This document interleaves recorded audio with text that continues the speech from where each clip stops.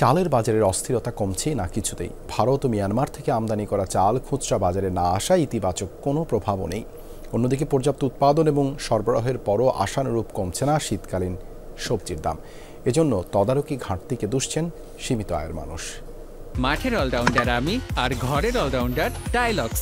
টাইলক্স toilet cleaner, clean মানেই টাইলক্স।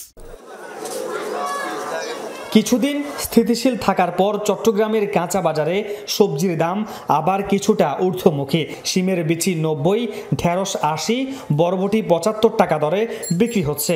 এছাড়া tomato 35, লাউ 25 ও শিমের দাম 40 টাকা। পর্যাপ্ত উৎপাদন ও সরবরাহের পরও মৌসুমি সবজির বেশি দামে ক্ষোভ প্রকাশ করেন ক্রেতারা। দাম দিবেছে কিন্তু সংস্থা অ্যাভেলেবেল, কিন্তু দাম ধরে বেছে এগুলো 20 টাকা 25 টাকা, এগুলো 30-35 টাকা। তারপরে অন্য শাকগুলো সবগুলো 5 টাকা 7 টাকা করে বাড়তি। সিন্ডিকেটের কারণে এটা আপনাদের এখানে দামটা কেন কমতেছে না। যতক্ষণ পর্যন্ত আমাদের সিন্ডিকেটটা যতক্ষণ ঠিক না হয় ততক্ষণ আমাদের এখানে বাংলাদেশে কিচ্ছু কোনো কিছু ঠিক হবে না। বিক্রেতাদের দাবি, শীতকালীন নতুন সবজির চাহিদা বেশি, কিন্তু কৃষকদের কাছ থেকে পাওয়া যাচ্ছে কম। নতুন সবজি কি ভেন্ডি, ওই বরবটি, সিম, তিতা করলা, এগুলো দাম একটু দাম বাড়তি। নতুন হিসাবে একটু দাম বাড়তি। এগুলো এখন সিজন না, এখন নতুন শুধু গাছ লাগাইছে, নতুন বের হইতেছে, যার কারণে ওগুলোর দাম বাড়তি আর কি। নতুন সবজি তখন কমতে পারে না, কেন জানে তারা কেতে মানে উঠে খেতে আর কেতে লুকতেছে।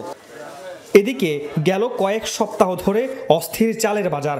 সপ্তাহের ব্যবধানে কেজি প্রতি 5 টাকা বেড়ে নাজিরশাইল ও কাটারি আতপ এখন বিক্রি হচ্ছে 90 টাকা দরে। ভারত ও মিয়ানমার থেকে আমদানি করা চাল এখনো খুচরা বাজারে না আসায় দামও কমছে না। আমাদের দেশি পণ্য যেটা চাউল আতপটা, সেটা এখনো 500-800 টাকা চলতেছে। এখন যেটা চিকন চাল আসছে ওটা এখনো অ্যাভেলেবল খুচরা বাজারে হয় নাই। হয়তো কয়েকদিনের মধ্যে সব দোকানে যখন আসবে একটু অবশ্যই কমবে। মামুন রশিদ অভি, যমুনা নিউজ, চট্টগ্রাম।